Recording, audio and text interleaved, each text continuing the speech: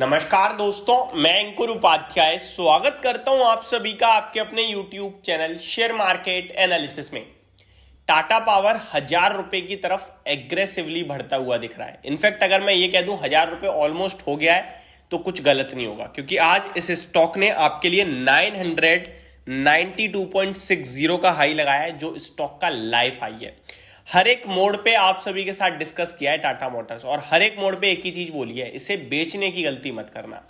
अभी भी यहां से तेजी आएगी और स्टिल सेम वर्ड्स हैं, अभी भी मत बेचना। और मैंने ना इसको कैलकुलेशन की मदद से आपके साथ डिस्कस किया हुआ है।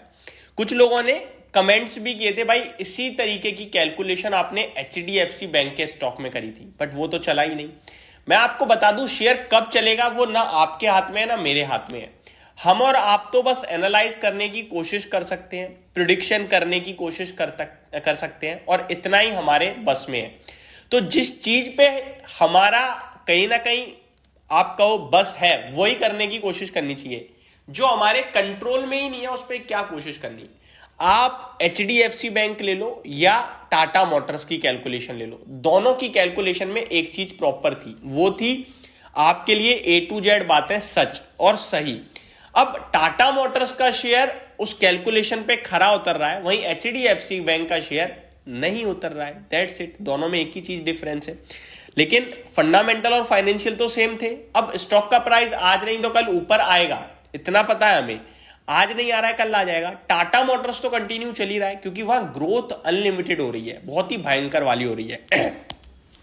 तो जो लोग नए जुड़े हैं, एक बार फिर से आप सभी के सामने कैलकुलेट करता हूं मैं, और इस प्रकार से आप किसी भी शेयर को कैलकुलेट कर सकते हो और उसके अगले एक साल, मतलब जैसे ब्रोकरेज हाउसेस रिपोर्ट बनाती है ना, आप भी अपने रिपोर्ट अपने टारगेट निकाल सकते हो। ये सबसे सेफ और बढ़िया तरीका होता है। तो मैं यहाँ पे आपके लिए स्क्रीनर पे हूं, और ये कोई प्रमोशनल पार्ट नहीं है। टाटा मोटर्स का शेयर अगर मैं ओपन करूं तो सबसे पहले तो स्टॉक मेरे को दिखता है market cap, then PE and then book value, return on equity, return on capital employ, face value. इन सब में आपको एक ही चीज पे नोटिस करना है, वो होता है PE, price to earning ratio. Tata motors के केस में कितना दिख रहा है? 18। नोट कर लो, बस PE चेक करना है, इतने सब में कुछ नहीं चेक करना। PE उठा लिया 18 का, बहुत अच्छा। थोड़ा सा स्क्रॉल डाउन करूंगा तो नीचे मेरे को मिलता है एक चार्ट जहां प्राइस, PE और मोर लिखा होता है। मुझे PE पे क्लिक कर देना है और ऊपर 5 साल सिलेक्ट करना है। अभी मेरे को चेक करना है कि इसका मीडियन PE कितना है, 29 है। ठीक है जी। अभी कहां पे ट्रेड कर रहा है? ये 20 पे, तो उससे भी नीचे ट्रेड कर रहा है। और 5 साल का चार्ट क्या कह रहा है PE का? वो कह रहा है कि भाई साहब आपका शेयर ऊपर में 30, 40, 50 के PE पे भी है, नीचे 20।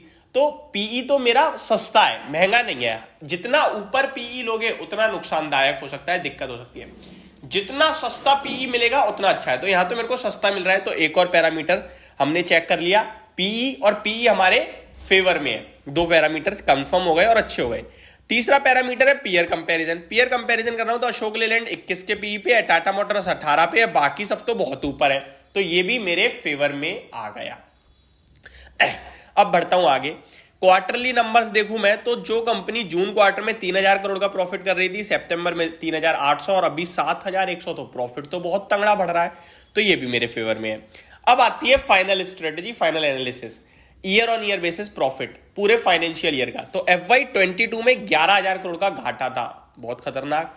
FY23 में 2700 करोड़ का मुनाफा हो गया, तो शानदार बाउंस बैक।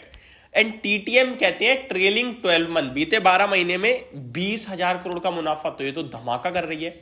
अब टाटा मोटर्स जैसी कंपनी में एक एडिशनल बेनिफिट है, आप अच्छे से समझ सकते हो, आपको इनकी प्रोडक्ट पोर्टफोलियो भी पता है। वहीं मैं कोई ऐसी कंपनी उठा के लाऊं जिसकी प्रोडक्ट पोर्टफोलियो, उसके प्रोडक्ट्स हमें समझ में ना आए, तो वो थोड़ा और डिफरेंट हो जाता है, हार्ड हो जाता है एनालिसिस करना। लेकिन टाटा ग्रुप की टाटा मोटर्स तो बहुत ईजी है। आपको पैसेंजर व्हीकल दिख रहा है रोड पे कि बिक रही है, नेक्सॉन, टाटा पंच, ये दवा के डिमांड में है, हैरियर, सफारी सब डिमांड में है।